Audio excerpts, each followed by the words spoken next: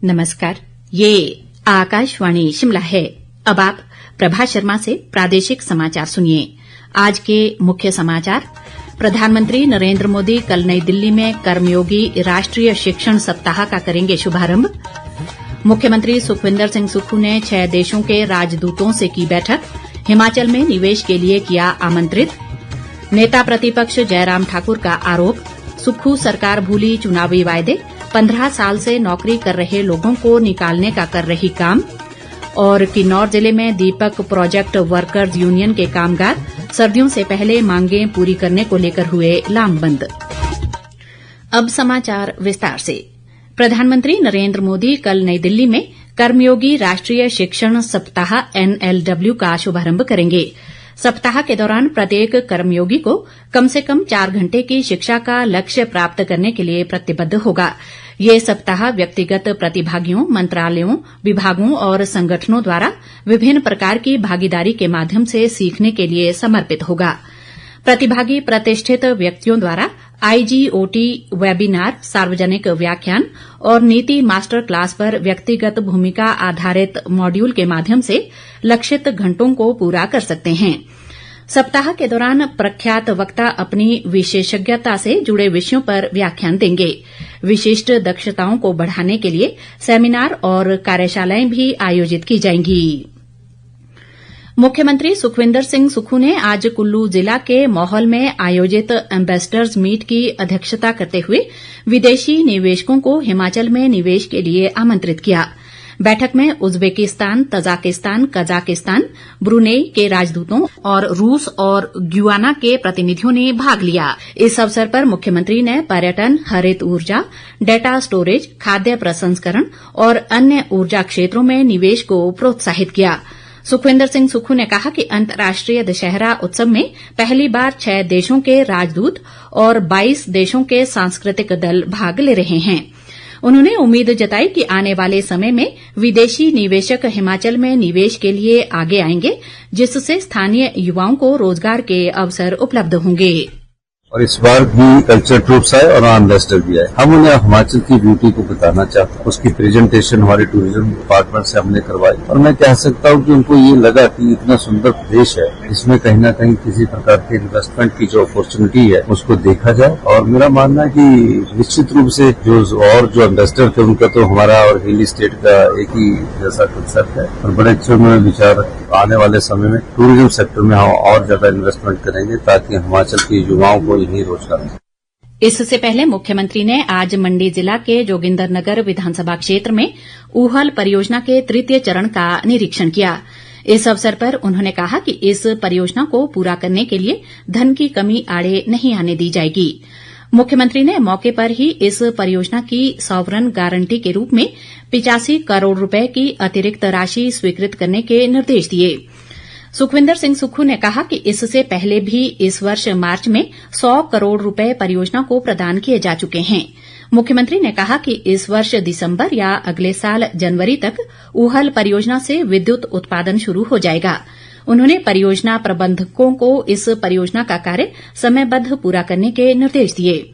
इस बीच उन्होंने जोगिंद्रनगर स्थित 110 मेगावाट क्षमता के शानन पावर हाउस का दौरा भी किया।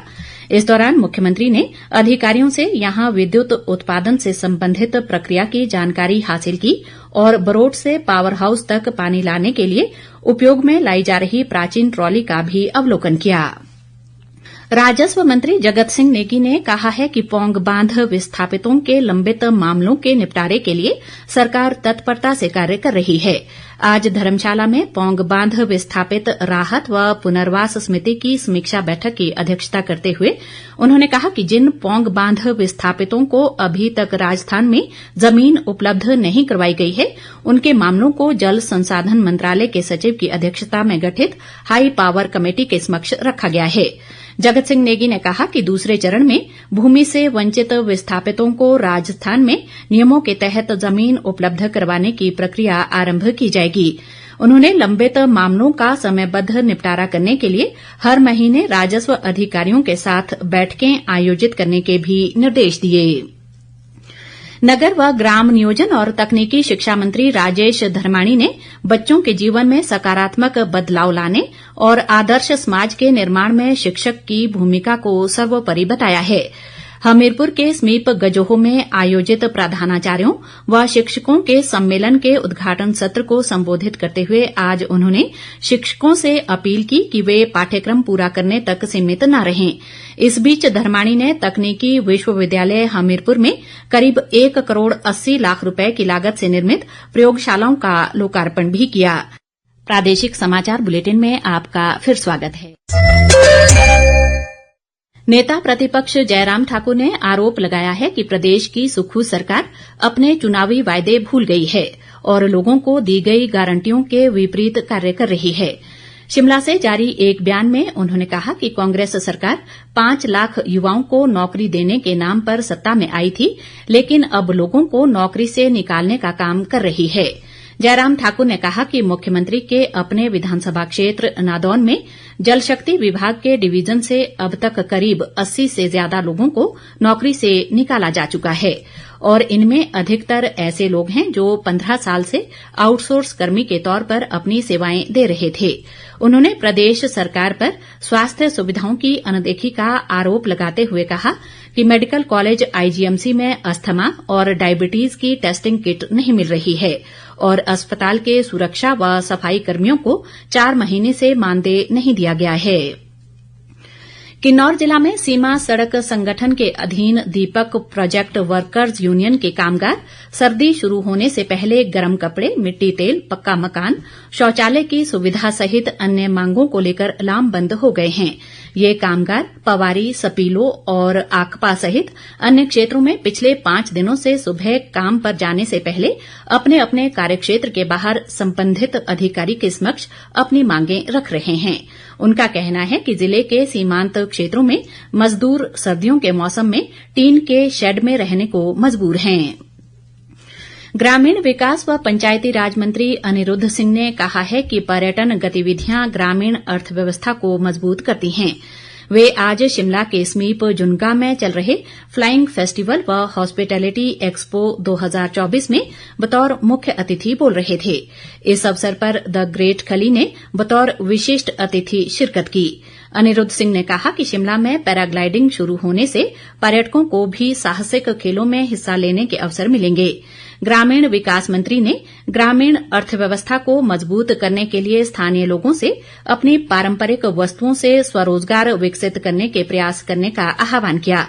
द ग्रेट खली ने युवाओं से नशे से दूर रहने का आह्वान किया। आयुष व खेल मंत्री यादवेंद्र गोमा ने आज जयसिंहपुर विधानसभा क्षेत्र की मुंगल पंचायत में 30 लाख रुपए की लागत से निर्मित स्वास्थ्य केंद्र भवन का लोकार्पण किया। इस अवसर पर उन्होंने कहा कि क्षेत्र की समस्याओं व मांगों को जानने के लिए वे नवंबर माह में प्रत्येक गांव का प्रवास कार्यक्रम आरंभ करेंगे। गोमा ने कहा कि मुंगल पंचायत को विधायक निधि से विकास कार्यों के लिए 10 लाख रुपए स्वीकृत किए गए हैं।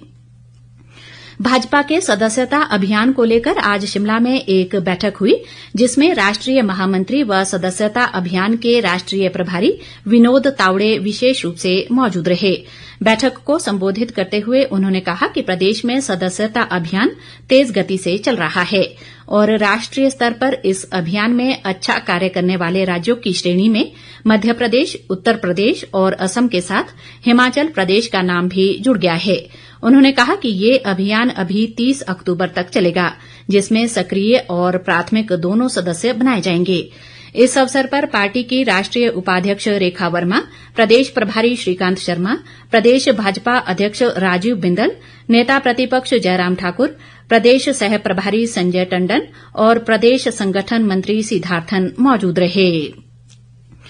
उत्तरी क्षेत्र पुलिस समन्वय समिति की 11वीं बैठक आज शिमला स्थित पुलिस मुख्यालय में पुलिस महानिदेशक डॉक्टर अतुल वर्मा की अध्यक्षता में हुई। बैठक में राज्यों और केंद्र शासित प्रदेशों के पुलिस विभागों का प्रतिनिधित्व करने वाले वरिष्ठ अधिकारी व केंद्रीय सशस्त्र पुलिस बल और केंद्रीय पुलिस संगठनों के अधिकारियों ने हिस्सा लिया। इस दौरान अंतर्राज्यीय आतंकवादी गैंगस्टर अपराधी गठजोड़ पर खुफिया जानकारी साझा करना, मादक पदार्थों की तस्करी से निपटने की रणनीतियां, सोशल मीडिया पर फर्जी खबरों का मुकाबला करने के तंत्र, ऑनलाइन धोखाधड़ी, मानव तस्करी और पुलिसिंग में विशेष रूप से AI का एकीकरण जैसे विषयों पर चर्चा की गई। अंत में मुख्य समाचार एक बार फिर।